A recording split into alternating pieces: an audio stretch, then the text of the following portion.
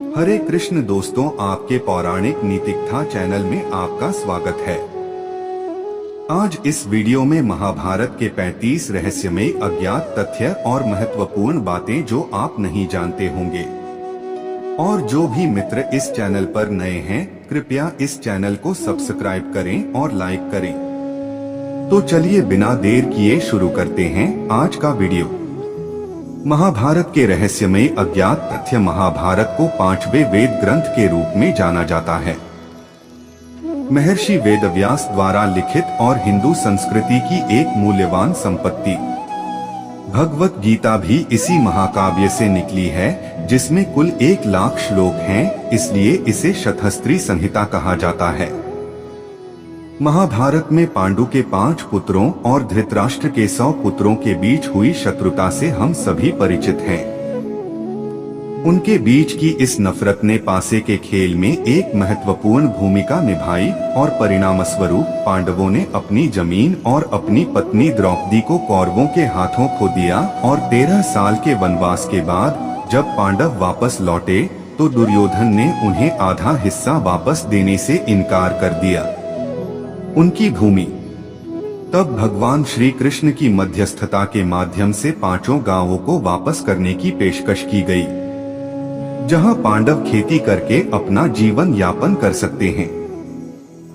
दुर्योधन ने अहंकार पूर्वक उस प्रस्ताव को अस्वीकार कर दिया और अत्यंत आक्रामक तरीके से कृष्ण से कहा कि वह पांडवों को सुई की नोक के बराबर भी भूमि नहीं देगा। पिता धृतराष्ट्र राजा होते हुए भी अन्याय देखकर भी चुप रहे। अधर्म का नाश कर धर्म की स्थापना करने के उद्देश्य से कुरुक्षेत्र में धर्म युद्ध हुआ था, जिसे कुरुक्षेत्र युद्ध के नाम से जाना जाता है। कौरवों के पिता राजा धृतराष्ट्र नहीं चाहते थे कि पांडवों और कौरवों के बीच कोई समझौता हो। उन्हें आशा थी कि युद्ध में उनके पुत्रों का भाग्य सुनिश्चित हो जाएगा। जहां भगवान कृष्ण ने अर्जुन को अपना नैतिक आध्यात्मिक ज्ञान दिया, जिसे श्रीमद् भगवद गीता के नाम से जाना जाता है।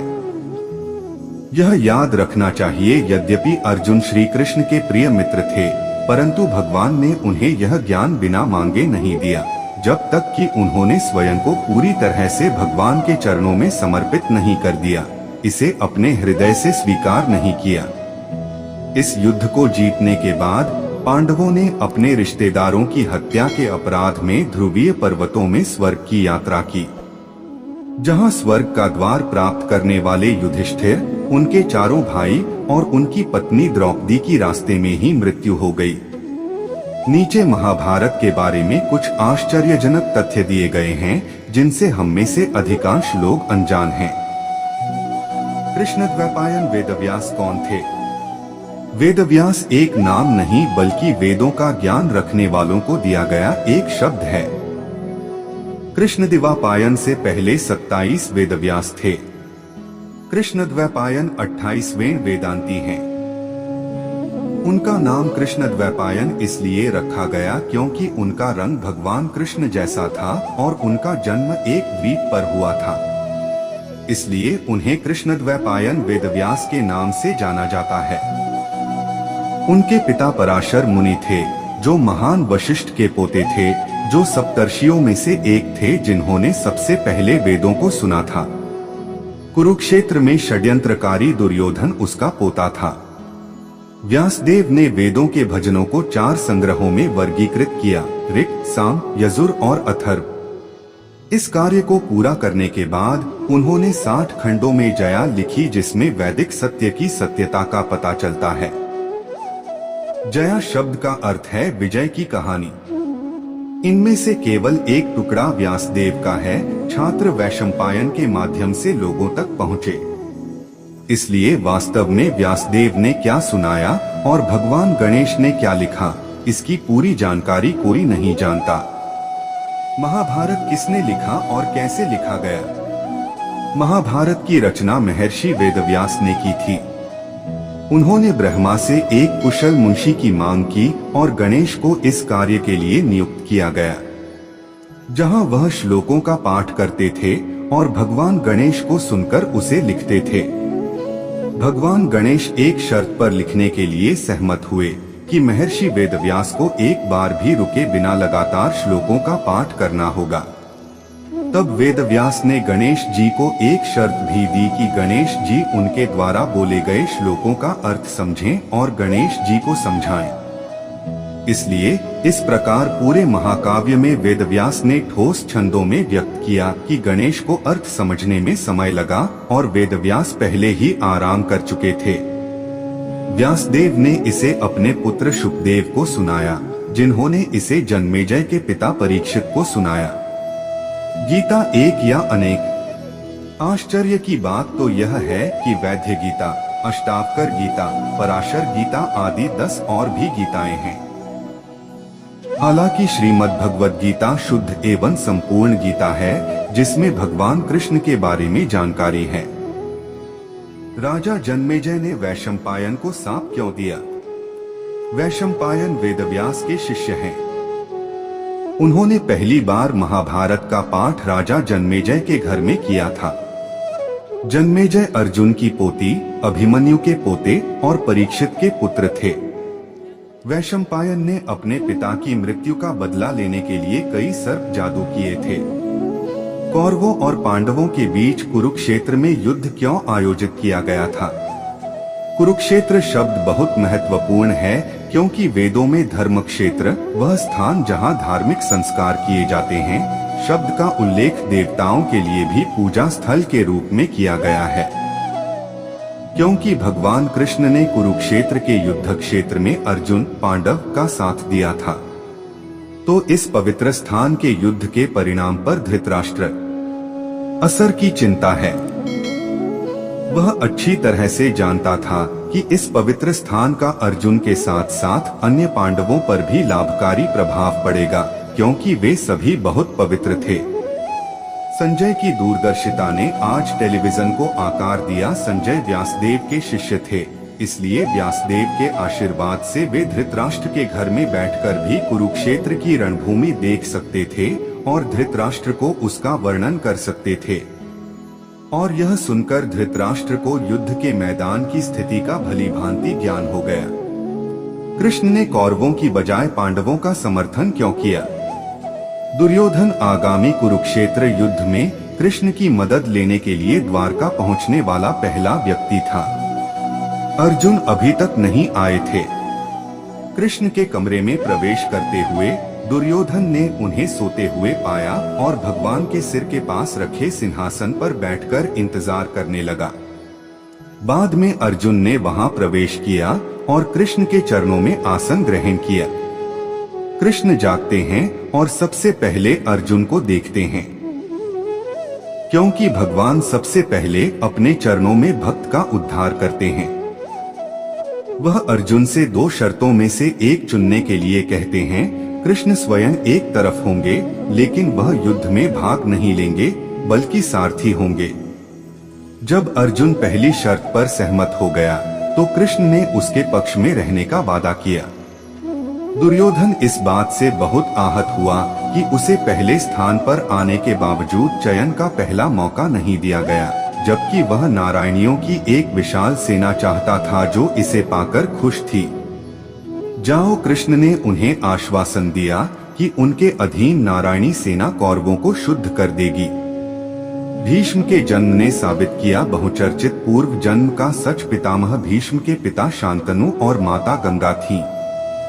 शांतनु अपने पिछले जन्म में इक्ष्वाकु परिवार के राजा महाविष थे, जो कई यज्ञ करने के बाद स्वर्ग गए। उन्होंने ब्रह्मा की सेवा के लिए ब्रह्मा की सभा में भाग लिया। अन्य देवता भी वहां उपस्थित थे, जहां उन्होंने गंगा को देखा और उन पर मोहित हो गए।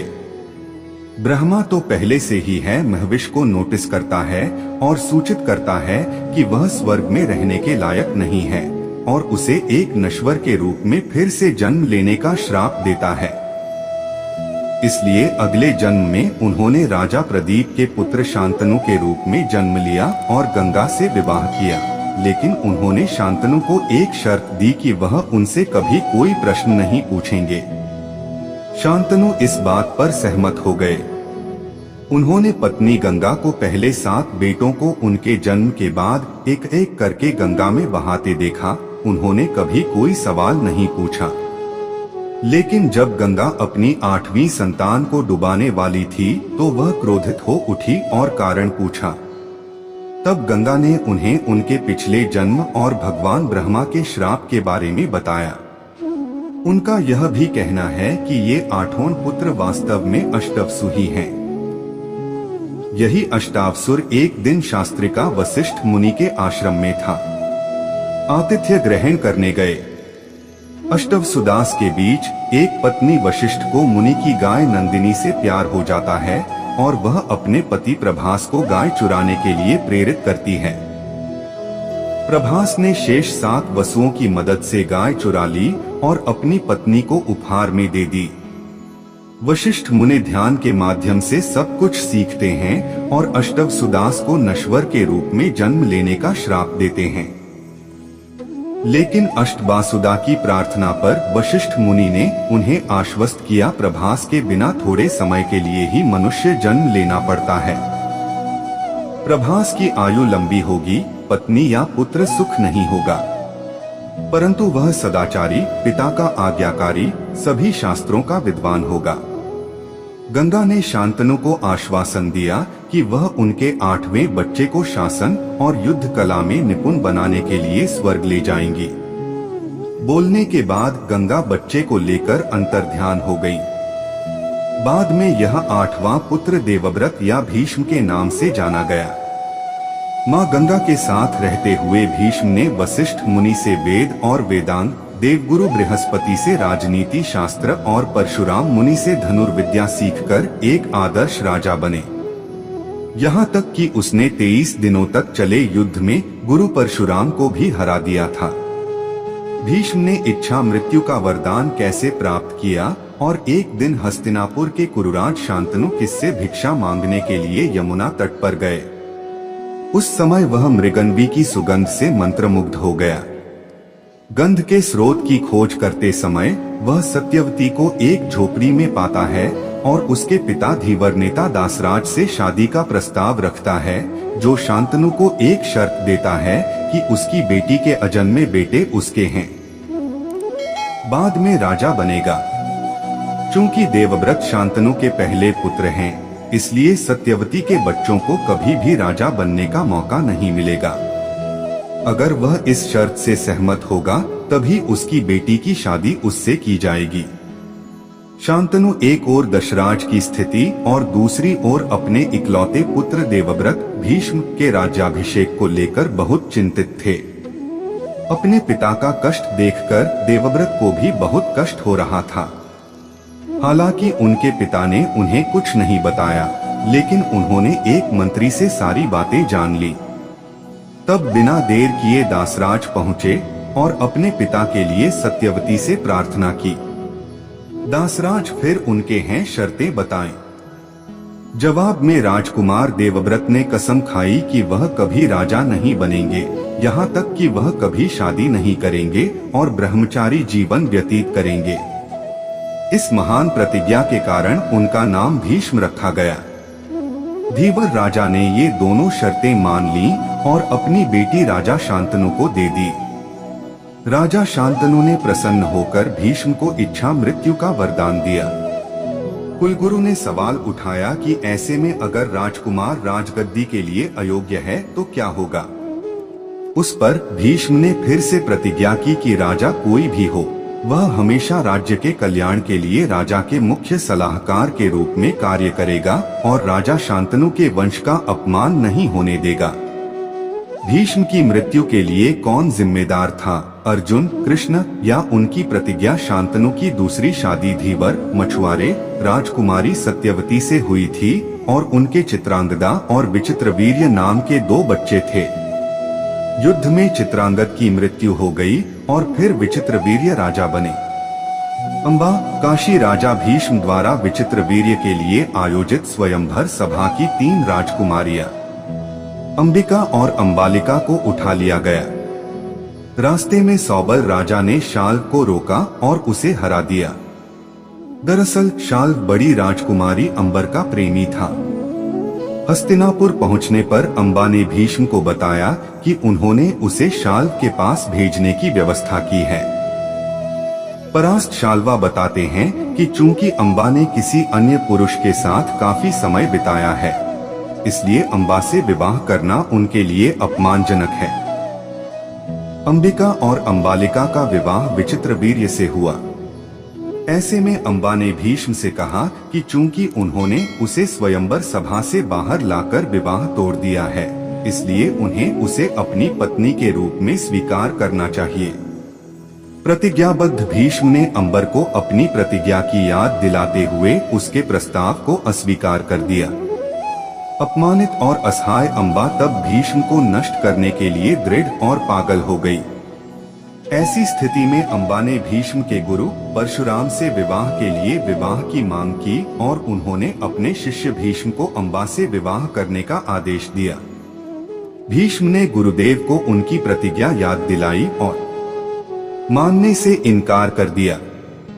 उन्होंने जोर देकर कहा कि यदि आवश्यक हो तो वह गुरुदेव के लिए अपना जीवन देने को तैयार हैं, लेकिन वह अपना वादा नहीं तोड़ सकते। वह गुरु परशुराम के लिए धर्म की विजय है। छाया ने आशीर्वाद मांगा और युद्ध में उतर गई। युद्ध 23 दिनों तक चला और उसने परशुराम को हरा दिया। काफी तपस्या के बाद अंततः अम्बा को शिव से वरदान मिला कि अगले जन्म में वह भीष्म की आदेश मृत्यु का कारण बनेगी। इसी अम्बाई का पुनर्जन्म शिखंडी के रूप में हुआ था, जिसे देखकर भीष्म ने कुरुक्षेत्र के युद्ध के 10वें दिन अपने हथियार डाल दिए थे। क्योंकि वह शिखंडी है, भीष्म ने देखकर जान लिया कि एक स्त्री के विरुद्ध हथियार उठाना पितामह भीष्म के सिद्धांतों के विरुद्ध है। शिखंडी को सामने रखकर अर्जुन ने भीष्म को अनगिनत बाणों से घायल कर दिया ताकि भीष्म का शरीर जमीन पर न लगे। भीष्म शरशय्या पर सो रहे थे, लेकिन वह उस दिन नहीं मरा क्योंकि उसकी इच्छा मरने की थी। धृतराष्ट्र, पांडु और विदुर की रहस्यमयी जन्म कथा। अंबिका और अंबालिका का विवाह विचित्रवीर्य से हुआ था, लेकिन वे निसंतान रहीं। परिवार खत्म होने वाला है। माता सत्यवती भीष्म से अंबिका और अंबालिका को गर्भवती करने का आग्रह करती हैं, लेकिन उन्होंने बिना किसी हिचकिचाहट के इस प्रस्ताव को ठुकरा दिया। जब उन्होंने अपने पहले जन्मे बच्चे व्यासदेव को याद किया तो वे प्रकट हुए। व्यासदेव के न मानने पर भी उनकी माता आज्ञा न दे सकी। व्यासदेव के विभत्स चेहरे को देखकर अंबिका ने डर के मारे अपनी आंखें बंद कर ली, जिससे अंबिका से अंधे धृतराष्ट्र का जन्म हुआ। इसी प्रकार अंबालिका भी व्यासदेव का विभत्स मुख देखकर भय से पीली पड़ गई, परंतु उसने अपनी आंखें बंद नहीं की, क्योंकि वह जानता था कि आंखें बंद करने के बाद अंबिका को क्या हुआ होगा। अंबालिका के गर्भ से दुर्बल पांडु का जन्म हुआ। इस बात से परेशान होकर कि कोई भी बच्चा सिंहासन पर बैठने के लायक नहीं होगा, सत्यवती ने फिर से अंबिका को संभोग के लिए राजी किया। अंबिका को अतीत की भयावहता याद आती है और व्यासदेव उनके सामने जाने को तैयार नहीं हुए, लेकिन शूद्र दासी को चुपचाप भेज दिया।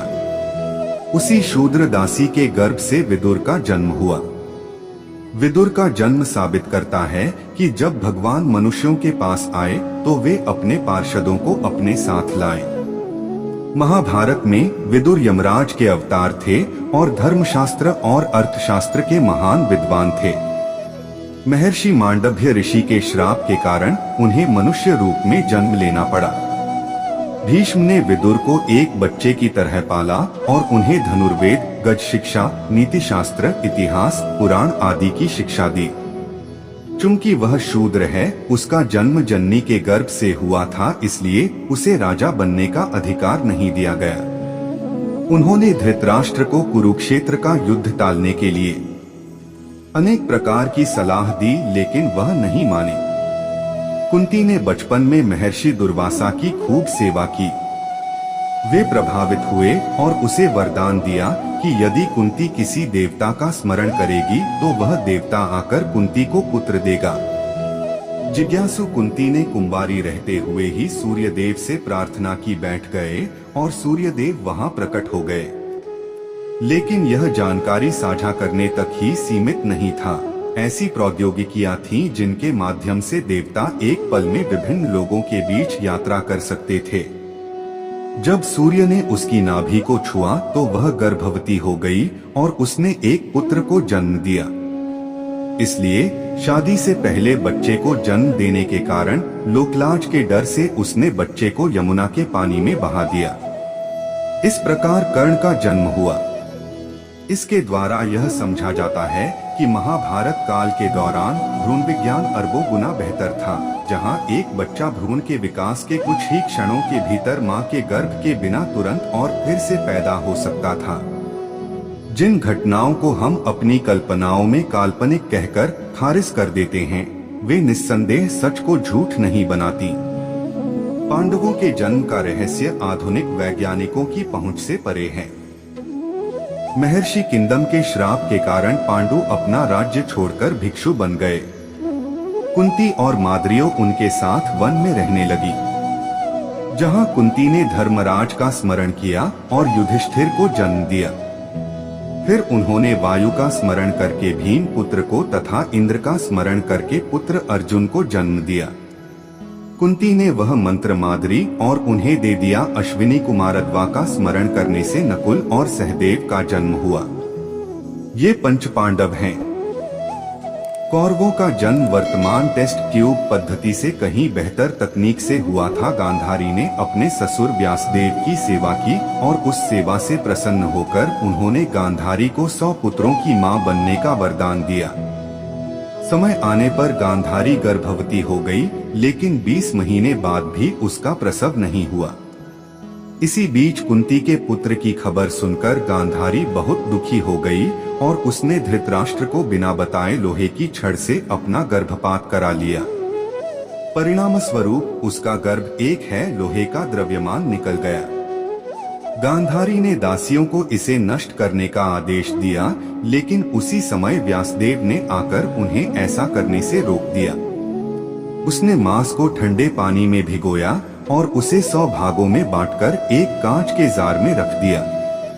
1 वर्ष के बाद दुर्योधन और 1 वर्ष और 1 माह के भीतर दुःशासन, दुःसा, विकर्ण आदि शतपुत्र और दुःशला नामक कन्या का जन्म हुआ। दुशासन अपने भाई दुर्योधन का अंध वफादार और पांडवों को मारने का षड्यंत्रकारी था।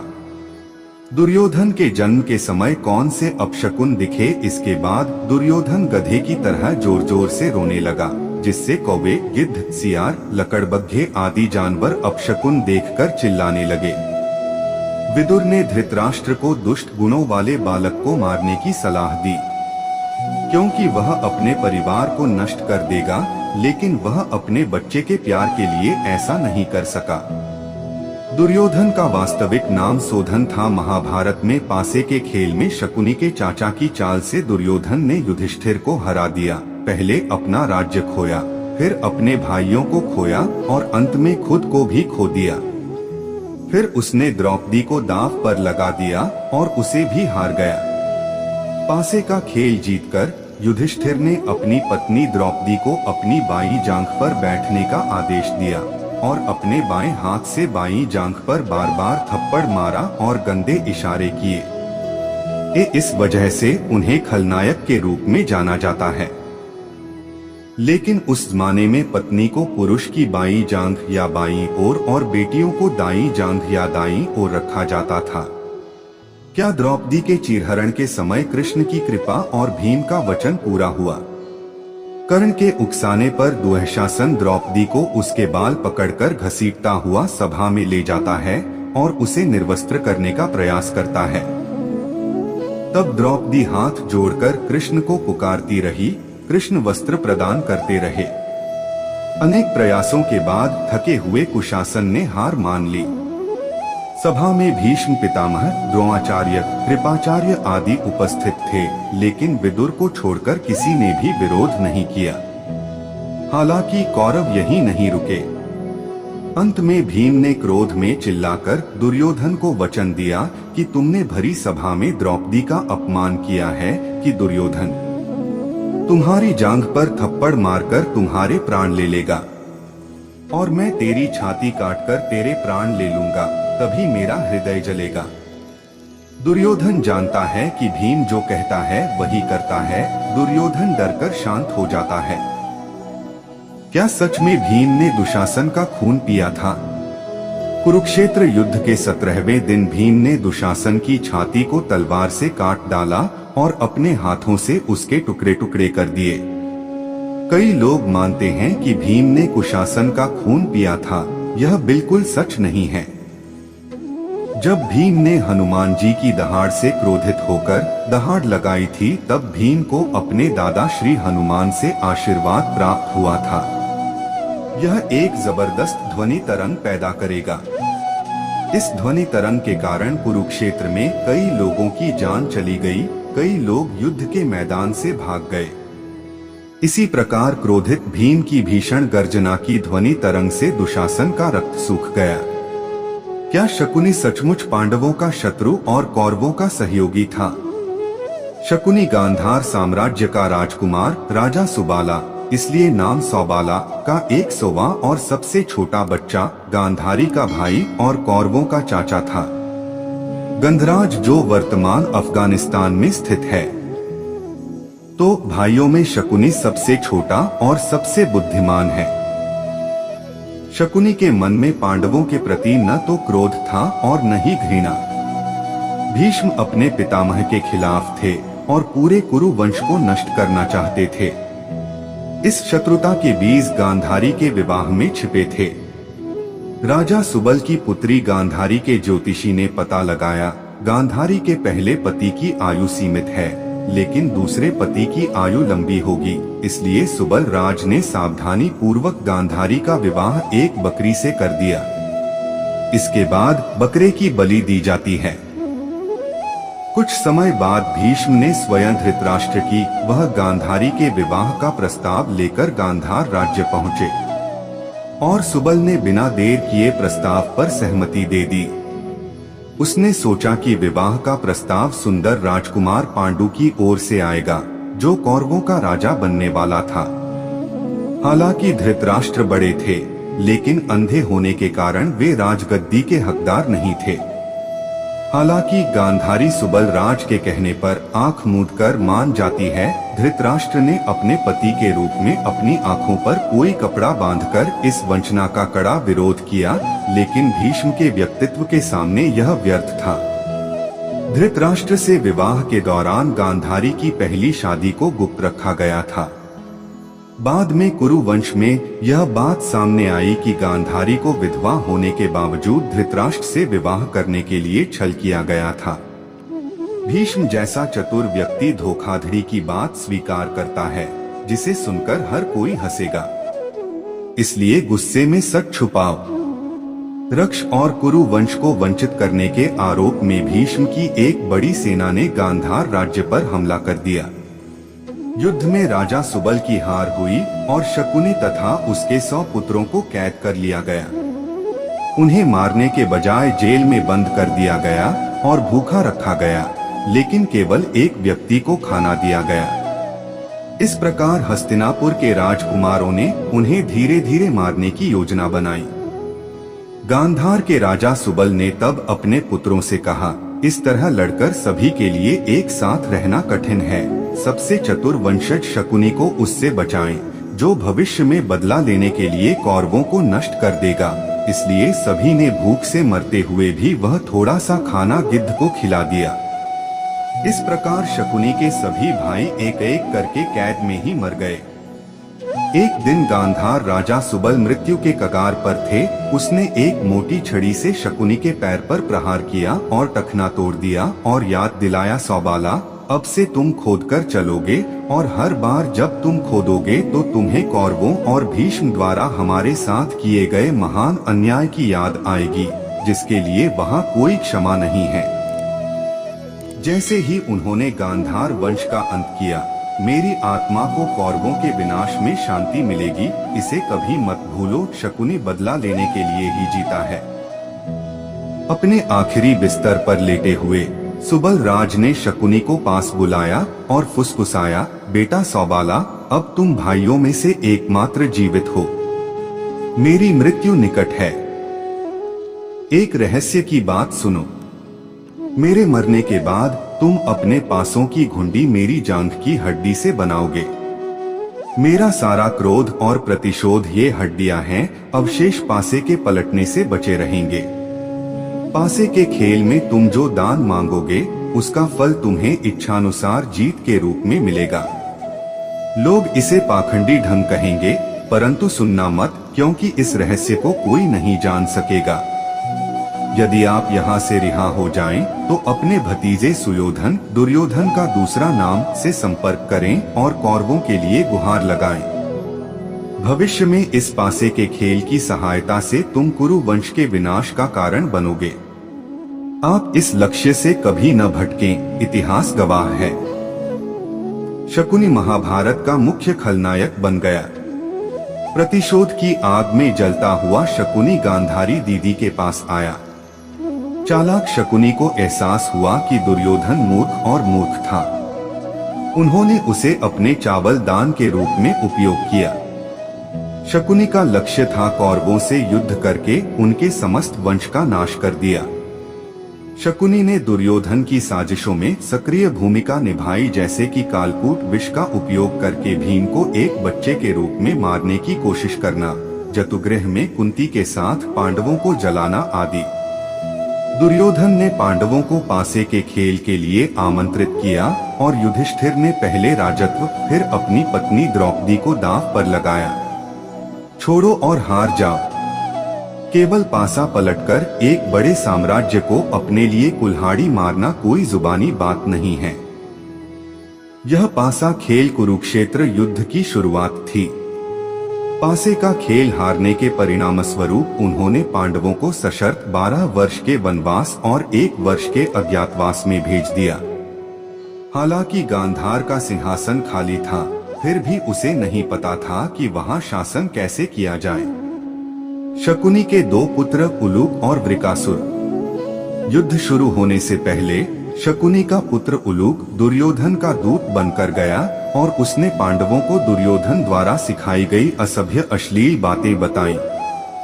यह सुनकर सहदेव क्रोधित हो गए और उन्होंने शपथ ली कि शकुनी ही उनके परिवर्तन की सभी बुराइयों की जड़ है, इसलिए पहले उलूक को उसके सामने मार डालो, फिर अपने पिता शकुनी को मार डालेगा। युद्ध के अंतिम दिन 18वें दिन सहदेव के हाथों शकुनी पुत्र उलूक और शकुनी की मृत्यु हो गई। शकुनी का उल्लेख भारतीय इतिहास में भी मिलता है। गांधार के राजा आम्भी कुमार रामायण के भरत और महाभारत के शकुनी के वंशज थे। आम्भी तक्षशिला में चंद्रगुप्त मौर्य का सहपाठी था। जब सिकंदर भारत आया तो आम्भी ने उसके सामने आत्मसमर्पण कर दिया। उनके एक समय के सहपाठी और शकुनी के उत्तराधिकारी आम्भी कुमार की बाद में सम्राट चंद्रगुप्त मौर्य ने हत्या कर दी थी। भगवान कृष्ण ने कैसे बदला कुरुक्षेत्र युद्ध का शुभ क्षण। सहदेव एक अच्छे ज्योतिषी थे। यह जानने के लिए शकुनी की सलाह पर दुर्योधन सहदेव के पास आया, युद्ध प्रारंभ होने पर क्या कौरव युद्ध जीतेंगे। सहदेव ईमानदार थे, इसलिए उन्होंने सही समय बताया, भले ही कौरव उनके शत्रु थे। कृष्ण को इसका एहसास होता है और युद्ध शुरू होने से बहुत पहले ही ग्रहण की योजना बना लेते हैं। कृष्ण के विचारों से भयभीत होकर सूर्य और चंद्र उनके पास आए और उनसे कहा कि इससे ब्रह्मांड में समय में बड़ी विसंगति पैदा हो जाएगी। कृष्ण ने तब घोषणा की कि चूंकि पृथ्वी, चंद्रमा और सूर्य एक साथ आ जाओ तो ग्रहण है। इस तरह भगवान कृष्ण ने बदल दिया था कुरुक्षेत्र युद्ध का शुभ क्षण। महाभारत युद्ध में विदेशियों ने भी भाग लिया था। आश्चर्य की बात तो यह है कि महाभारत के युद्ध में विदेशी भी शामिल थे। लड़ाई केवल पांडवों और कौरवों तक ही सीमित नहीं थी, बल्कि ग्रीस की रोमन सेनाओं तक भी थी। हिस्सा था अभिमन्यु को चक्रव्यूह में मारने की साजिश में कौन शामिल था। हालांकि ऐसा माना जाता है कि अभिमन्यु की मृत्यु का कारण चक्रव्यूह के साथ महारथी थे। लेकिन यह पूरी तरह सच नहीं है। अर्जुन के 12 वर्ष का ब्रह्मचर्य और वनवास पूरा करने के बाद अभिमन्यु का जन्म हुआ। जब अभिमन्यु सुभद्रा के गर्भ में था, तब एक दिन सुभद्रा ने अर्जुन से चक्रव्यूह में प्रवेश करने का तरीका सुनना चाहा और सुनते सुनते सो गई। पढ़ना इसलिए अभिमन्यु को केवल चक्रव्यूह में प्रवेश करने का रास्ता पता था, बाहर निकलने का नहीं। युद्ध के 13वें दिन जैसे ही अभिमन्यु चक्रव्यूह से आगे बढ़ा, मद्रराज शाल और दुशासन उसके बाणों से बेहोश हो गए। कर्ण का एक भाई और शाल का एक भाई मारा गया और बाद में शाल युद्ध के मैदान से भाग गया। कौरव सेना तितर बितर हो गई और योद्धा भाग गए। अभिमन्यु के पराक्रम से उनके बाणों से शाल्वपुत्र रुक्मरथ, दुर्योधन के पुत्र लक्षण कुमार और कौशलराज बृहद्बल मारे गए। इस बीच जब युधिष्ठिर, भीम, धृष्टद्युम्न, शिखंडी, सात्यकी, विराट और द्रुपद ने मदद के लिए चक्रव्यूह में प्रवेश करने की कोशिश की, तो धृतराष्ट्र के दामाद सिंधुराज जयद्रथ ने उन्हें हरा दिया और व्यूह के प्रवेश द्वार को अवरुद्ध कर दिया। अभिमन्यु को हराने का कोई रास्ता न देखकर द्रोणाचार्य ने कर्ण को उस पर पीछे से हमला करने और उसे निहत्था करने की सलाह दी। जब उसने ऐसा किया तो द्रोणाचार्य, कृपाचार्य, कर्ण, अश्वत्थामा, दुर्योधन और शकुनी ने उस पर बेरहमी से तीर चलाना शुरू कर दिया। अभिमन्यु ने तलवार, गदा और यहाँ तक कि रथ के पहिए से अपनी रक्षा करने की कोशिश की और असफल रहा। अब की बार कुशासन का बेटा निहत्थे अभिमन्यु के सिर पर गदा के क्रूर प्रहार से उसकी मृत्यु हो गई। अभिमन्यु की हत्या के लिए द्रोणाचार्य के अलावा कृपाचार्य, कर्ण, अश्वत्थामा, दुर्योधन, शकुनी, शाल, कृतवर्मा, बृहद्बल, भूरि, भूरिश्रवा, शाल, पौरव और वृषसेन को दोषी ठहराया जाता है। जयद्रथ को मारने में भगवान कृष्ण का क्या योगदान था? अर्जुन ने अगले दिन सूर्यास्त से पहले मुख्य अपराधी को मारकर या अग्नि कुंड में प्रवेश करके और खुद को बलिदान करके अभिमन्यु की हत्या का बदला लेने की कसम खाई। पुत्र ने हत्या के मास्टरमाइंड के रूप में जयद्रथ की पहचान की। जब दुर्योधन और द्रोण को जयद्रथ के इस वादे के बारे में पता चलता है और वह भागने की कोशिश करता है, तो वह उसकी रक्षा करने का वादा करता है। अगले दिन यानी युद्ध के 14वें दिन द्रोण ने सबसे पहले जयद्रथ की रक्षा के लिए शक्ति व्यूह की रचना की। इस व्यूह के अंतर्गत उन्होंने गर्भव्यूह और गर्भव्यूह के बीच सूच्यव्यूह की रचना की। उस सूच्यव्यूह में जयद्रथ एक बड़ी सेना के घेरे में छिपा हुआ था। भीम और अर्जुन ने बहुत प्रयास किया, लेकिन जयद्रथ तक नहीं पहुंच सके। तब श्री कृष्ण ने अभी भी दिन होने के कारण सूर्य को सुदर्शन चक्र से ढक दिया था। इससे हम समझ सकते हैं कि भले ही हम समय के अधीन हैं, हम भगवान नहीं हैं। वह पूरे ब्रह्मांड, सभी रचनाओं के नियंत्रक हैं। सभी ब्रह्मांड, सभी रचनाओं में सभी भौतिक संसार, वह आदिमानव और सर्वोपरि है। कौरवों ने पहले ही अपनी विजय शुरू कर दी थी। जयद्रथ भी खुश दिखाई दिया और निडर होकर सूर्यास्त देखता रहा। तब कृष्ण ने अर्जुन को याद दिलाया कि जयद्रथ के पिता वृद्धक्षत्र को जयद्रथ के जन्म के समय एक आकाशवाणी मिली थी कि उसके बेटे जयद्रथ का सिर युद्ध के मैदान में काट दिया जाएगा, और उन्होंने इसके जवाब में श्राप दिया कि उसके बेटे का सिर काट दिया जाएगा। वह भूमि पर गिर जाएगा और उसके सिर के सैकड़ों टुकड़े हो जाएंगे। इसलिए सिर काटने के बाद उसे जमीन पर नहीं फेंका जा सकता। युद्ध के समय वृद्धक्षत्र समंत पंचक देश के बाहर तपस्या कर रहे थे।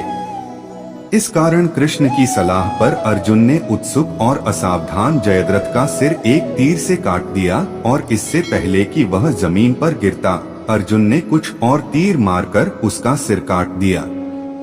वह उसे उलपहाड़ी ले गया और संध्याबंद नारद राजा वृद्धक्षत्र की गोद में फेंक दिया।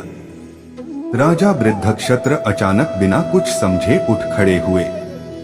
परिणाम स्वरूप पुत्र का कटा हुआ सिर भूमि पर गिर गया और उसके स्वयं के सिर के भी सैकड़ों टुकड़े हो गए।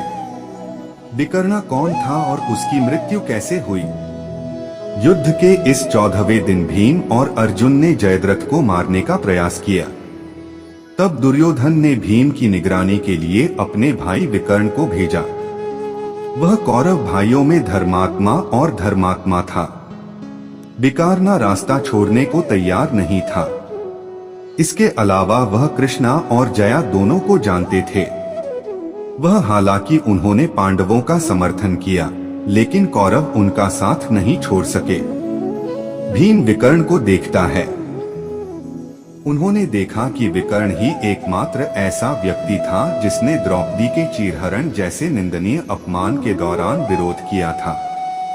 लेकिन विकर्ण के अनुरोध पर वह उसके साथ गदा युद्ध में शामिल हो गया।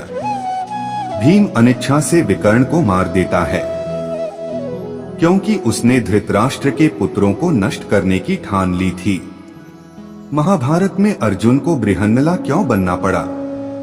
क्या आप जानते हैं कि अर्जुन को अपनी मां संबोधित करते हुए इंद्रलोक की अप्सरा उर्वशी ने श्राप दिया था और कहा था कि वह नपुंसक हो जाएंगे। इस अर्थ में भगवान इंद्र ने अर्जुन से कहा कि यह श्राप उसे 1 वर्ष तक छिपने में मदद करेगा और इस समय बिताने के बाद वह फिर से उसका हो जाएगा। पुरुषतंत्र पितृसत्ता को पुनः प्राप्त करने का वरदान देता है और महाभारत में 12 साल जंगल में बिताने के बाद पांडव 13वां वर्ष राजा विराट के दरबार में अज्ञातवास में बिताते हैं। अर्जुन ने इस श्राप का उपयोग किया और बृहन्नला नामक किन्नर के रूप में जीवन व्यतीत किया। भगवान कृष्ण ने पांडवों को पितामह भीष्म के हाथों निश्चित मृत्यु से कैसे बचाया? भगवान कृष्ण अर्जुन को उसके अनर्जित वर ऋण की याद दिलाते हैं। अर्जुन, तुमने एक बार दुर्योधन की जान बचाई थी और कहा था कि वह उचित समय पर इसे मांग लेगा। जाओ अर्जुन, तुम दुर्योधन से भीष्म द्वारा मोहित किए हुए 5 स्वर्ण बाण मांग लो। कृष्णा वह जानता था कि कल इन बाणों का प्रयोग भीष्म युद्ध भूमि में पांडवों को मारने के लिए करेंगे। दुर्योधन अपने पितामह भीष्म से तीर लेकर आया था, क्योंकि वह जानता था कि उसके पितामह के मन में पांडवों के लिए कमजोरी थी और आखिरी समय में वह पांडवों को मारने के अपने फैसले से पीछे हट सकता था। उसी समय दुर्योधन तब हैरान रह जाता है जब अर्जुन उससे 5 सुनहरे तीर मांगता है और उसे तीर वापस करने के लिए मजबूर होना पड़ता है, क्योंकि उसने अर्जुन से वादा किया था। अगली सुबह जब भीष्म ने यह सब सुना तो वे हंसे और बोले कि पांडवों को मारना संभव नहीं है, क्योंकि भगवान कृष्ण उनके साथ हैं और कल महाभारत युद्ध में जो कुछ भी होगा वह बहुत बड़ा है। यह पहले से ही लिखा हुआ है और इसे कोई नहीं बदल सकता। भगवान कृष्ण ने कुरुक्षेत्र के युद्ध में कौन सा वचन तोड़ा और क्यों? महाभारत युद्ध में भगवान कृष्ण ने हथियार न उठाने का अपना वचन तोड़ दिया था। लेकिन युद्ध के तीसरे दिन जब उन्होंने देखा कि अर्जुन भीष्म हैं, शक्तिशाली संहार मूर्ति की ताकत का मुकाबला करने में असमर्थ, वह असहाय हो गया और तुरंत रथ की लगाम रोककर भगवान कृष्ण युद्ध के मैदान में कूद पड़े और भीष्म की ओर रथ का एक पहिया उठाकर उन्हें मारने का इरादा किया। अर्जुन ने कृष्ण को रोकने की बहुत कोशिश की। दूसरी ओर भीष्म ने भगवान के हाथों मरने की इच्छा रखते हुए अपने हथियार त्याग दिए और निहत्थे हो गए। इराबन कौन है और उसका कुरुक्षेत्र युद्ध में क्या योगदान है? इराबन ने कुरुक्षेत्र के युद्ध में महत्वपूर्ण भूमिका निभाई थी। वह अर्जुन और नागा राजकुमारी उलूपी के पुत्र थे। इराबन ने अपने पिता अर्जुन की जीत सुनिश्चित करने के लिए मां काली के समक्ष अपनी बलि चढ़ा दी। मरने से पहले उनकी आखिरी इच्छा थी कि वह शादी करें। मृत्युलोक में जाने वाले पति के लिए पुत्री प्राप्त करना कठिन हो जाता है। इस स्थिति में भगवान कृष्ण ने खुद को एक सुंदर महिला में बदल लिया और इराबन से शादी कर ली। इतना ही नहीं, उन्होंने इराबान की मृत्यु के बाद विधवापन भी अपनाया। कुरुक्षेत्र युद्ध के अंत में कौरव पक्ष में केवल एक ही योद्धा जीवित बचा था। वह कौन है? कुरुक्षेत्र के युद्ध में कौरव पक्ष में धृतराष्ट्र के छोटे पुत्रों में से एक युयुत्सु को छोड़कर कोई